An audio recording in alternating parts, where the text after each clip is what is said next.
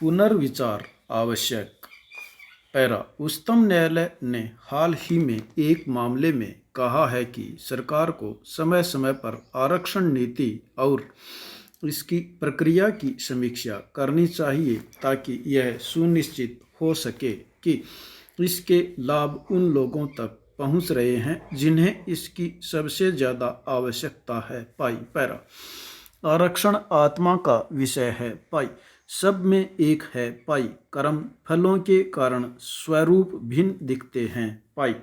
सृष्टि में जितने पशु पक्षी कीट दिखाई पड़ते हैं वे कभी मनुष्य ही थे। कर्म फल भोगने के लिए इन योनियों में गए, कल फिर से मानव बनेंगे। मानव शरीर मोक्ष द्वार भी है। इस भारतीय दृष्टि से आरक्षण मात्र सामाजिक विषय ही नहीं रह जाता। यह सभ्यता का मुद्दा न होकर संस्कृति का क्षेत्र है जिस पर विधि या प्रशासन की दृष्टि जाती ही नहीं। यह बुद्धि मात्र से समझा जाने वाला विषय होता है तो 70 साल बाद भी बढ़ता हुआ रोग नहीं बन पाता। पैरा। सत्ता अट्टहास करती है, मानो सृष्टि रहने तक हम ही शासन करेंगे। दिव्यता खो बैठी है। फिर कौन हमें जगत गुरु मानेगा। पैरा। इतिहास साक्षी है, लोकतंत्र में भी सत्ता पक्ष बहुमत के आधार पर अधिनायकवादी हो जाता है।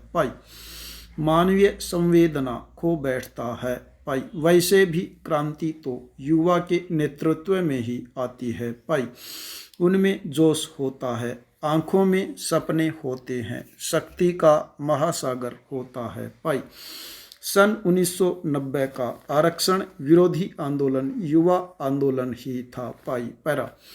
आरक्षण का विचार राष्ट्र सृजन की दिशा में उचित कहा जा सकता है किंतु इसका केंद्रीय आधार वर्तमान होना चाहिए न कि भूतकाल, जैसा कि वर्तमान मंडल आयोग की सिफारिशों का आधार सन 1931 की जनगणना है। पैरा।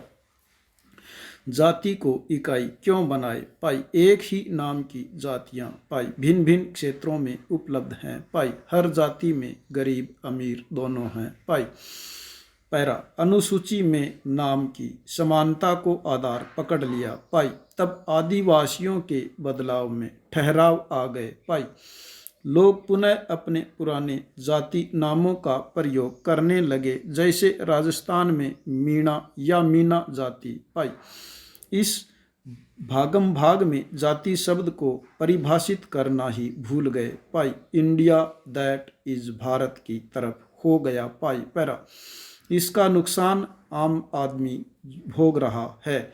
यह भी हुआ है कि जिस जाति प्रथा के उन्मूलन का संकल्प किया गया था उसे पुनः प्रतिष्ठित करके विकास की धारा को ही उलट दिया। पैरा। अखंडता के सपने संजोकर आज़ादी पाने वाला ही जाति धर्म में खंड खंड हो गया। युवा ने आंखों पर जातियों की पट्टियां बांध ली। आज सामान्य वर्ग का युवा बहुत ही कुंठित है इस आरक्षण नीति से।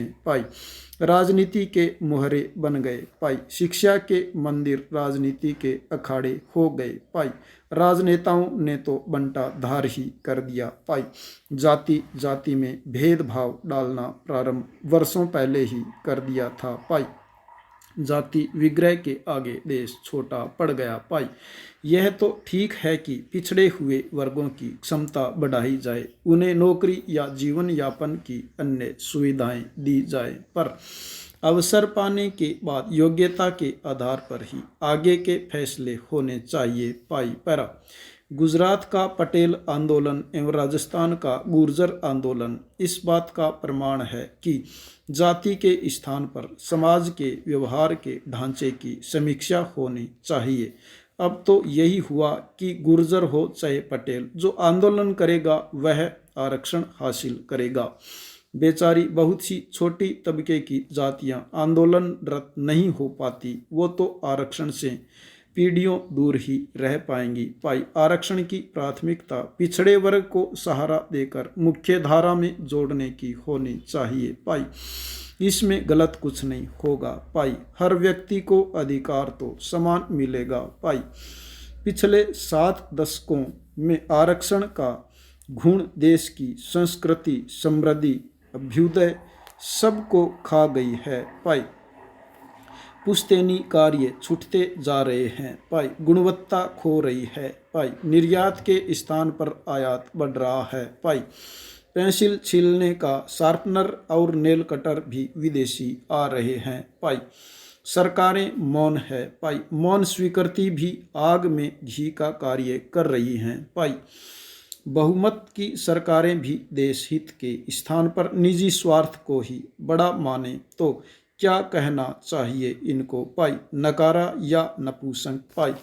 उनकी कृपा से आज हर जाति समाज आरक्षण की तख्तियां हाथ में उठा चुका है भाई। हमें भी आरक्षण दो या आरक्षण समाप्त करो का नारा बुलंदी पर है भाई। दूसरी ओर शिक्षित व्यक्ति की क्षमता क्या रह गई भाई। हर स्तर पर नीति में खोट दिखाई दे रही है भाई।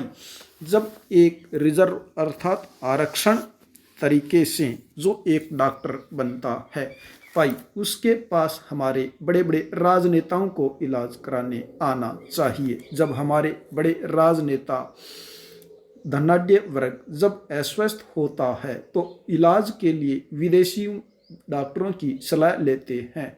वो यहाँ पर आरक्षित तबके से जो डॉक्टर बने हैं उनके पास नहीं आते हैं।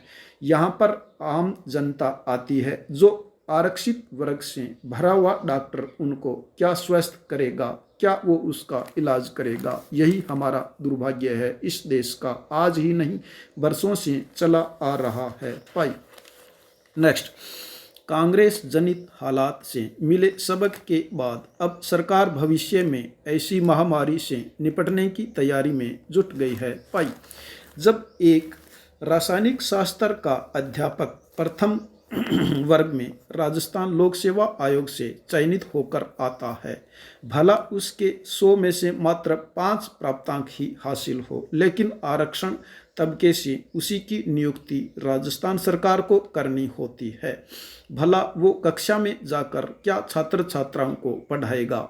उनकी कक्षा में पूरी जिंदगी कई पीढ़ियां आएंगी, पढ़ेंगी नहीं, क्योंकि जब 100 में से 5 प्राप्तांक हासिल करके वो एक प्रथम वर्ग नियुक्ति में हासिल कर लेता है, उनके छात्र छात्राएं कभी भी इस जिंदगी में सफल नहीं होंगे। यही हमारा दुर्भाग्य है भाई। प्रधानमंत्री नरेंद्र मोदी के समक्ष वीडियो कॉन्फ्रेंस के जरिए विभिन्न जानकारी दी गई। मांगे सभी अपनी यही रख रहे हैं कि हमें पैसा दो, हमें बजट दो, हमें सब्सिडी दो। हम खुद भ्रष्टाचार से परेशान हैं। आम जनता भ्रष्टाचार से परेशान है। कोई भी इसके तरफ ध्यान नहीं देता है। सबका रोना एक ही रोता है कि हमें केंद्र सरकार खूब सारा पैसा दे दे। क्यों? केंद्र सरकार के पास क्या छापा खाना है? वो वहाँ से मुद्रा को छाप के आपको दे दे। ऐसी नहीं है कि हम हमारे लोगों को सावचेत करें, हम भ्रष्टाचार पर लगाम लगाएं, हम हमारे काम को हाथ में लें, हम खड़े होवें, हम सुधरें, हम आगे बढ़ें। सबका रोना यही है कि हमें सरकार सब कुछ मुफ्त में उपलब्ध करवा दे। दवाई मुफ्त में चाहिए, शिक्षा मुफ्त में चाहिए, खाने को राशन मुफ्त में चाहिए, रहने के लिए घर मुफ्त में चाहिए। अब हम खाली बैठे रहेंगे तो हम उल्टे काम करेंगे, हम चोरी करेंगे, हम दूसरे काम जो अनैतिक होते हैं वो करने में भी हम आगे रहेंगे, क्योंकि हम खाली बैठे हैं। हमें सब कुछ खाने पीने की निहायत जो सुविधाएं होती है वो सरकार से फ्री में मुहैया हो जाती है, लेकिन इस तरफ कोई ध्यान नहीं देता है। गांव में अच्छे अच्छे लोग हैं जो अपने आप को बीपीएल में संलिप्त करवा लेते हैं, फिर वो बीपीएल की सभी सुविधाओं का नाजायज़ फायदा उठाकर अपने आप को आगे बढ़ने का प्रयास करता है। मनसा है सरकार से सब कुछ मुफ्त में पालें।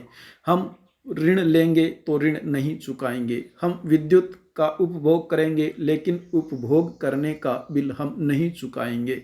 हमें सब कुछ सरकार से मुफ्त में ही मुहैया हो जाए, ये हमारी मानसिकता हो गई, जो कि अच्छी नहीं कही जा सकती।